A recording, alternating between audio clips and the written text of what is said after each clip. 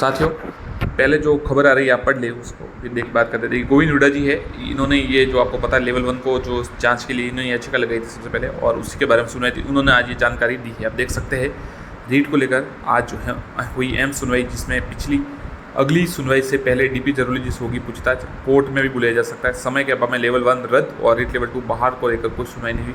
अगली सुनवाई कोर्ट के खुलते ही 30 जून को होगी। लेवल 1 भर्ती कोर्ट के अधीन रहेगी। तो ये इन्होंने जानकारी दी है।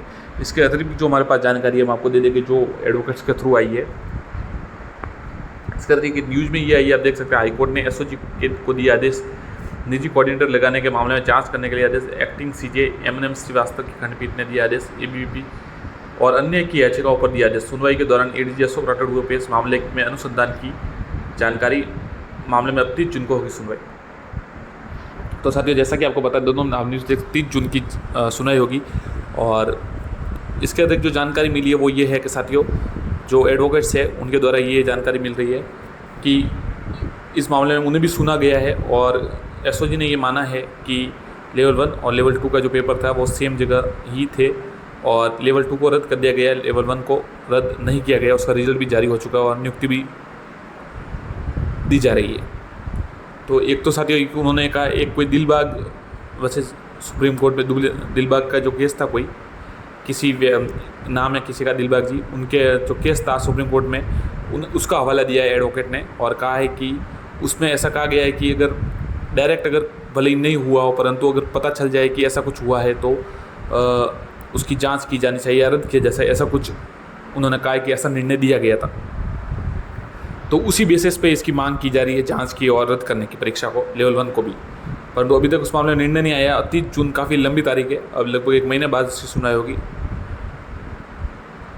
और उसके बाद भी केस तो चलता ही रहेगा। तो इसलिए साथियों अब 30 जून को सुनवाई होगी और स्टे कुछ नहीं आया है, तो नियुक्तियाँ दी जा रही है, उनको कोई समस्या नहीं होगी। अब 30 जून 1 महीने बाद होगा लगभग। इसके अतिरिक्त ये जानकारी मिली है कि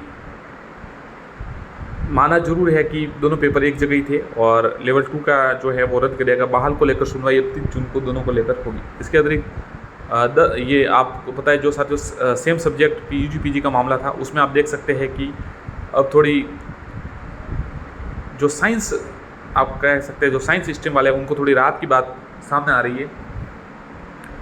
जरूरी नहीं समान विषय हो। शिक्षा मंत्री बीडी कल्ला जी ने कहा कि नियमों में पुनः विचार कर रहे हैं। विभाग को निर्देश दिया है कि पहले वाले नियम ही रखे जाए। जरूरी नहीं कि यूजी और पीजी समान विषय हो। आज तक जो परंपरा चली आ रही वैसी रहेगी। जबकि साथियों जब ये लास्ट ईयर अगस्त में ऐसे चेंज हुए थे तब काफ़ी अभ्यर्थियों को परेशानी हुई और तत्कालीन शिक्षा मंत्री जी डोटासरा जी से मिलने गए थे अभ्यर्थी। तब उन्होंने कहा था कि जो पदोन्नति में ये नियम लागू होगा परंतु उसमें लागू नहीं होगा। परंतु पदोन्नति में भी शायद अब इसको रोकने की बात की जा रही है और इसको चेंज नहीं किया जा रहा है वापस की। जो पहले जैसे आपके अगर सेम सब्जेक्ट है तो कोई आवश्यकता नहीं है, आप अलग सब्जेक्ट है अगर तो भी आपके जिसमें एमए है या जिसमें एमएससी है उसमें आप प्रमोशन प्राप्त कर सकते हैं। तो ये जो अभ्यर्थियों के लिए है अच्छी खबर है उनके लिए, परंतु आज के अभ्यर्थी इसका विरोध भी कर रहे हैं। धन्यवाद साथियों, चैनल को सब्सक्राइब जरूर करें।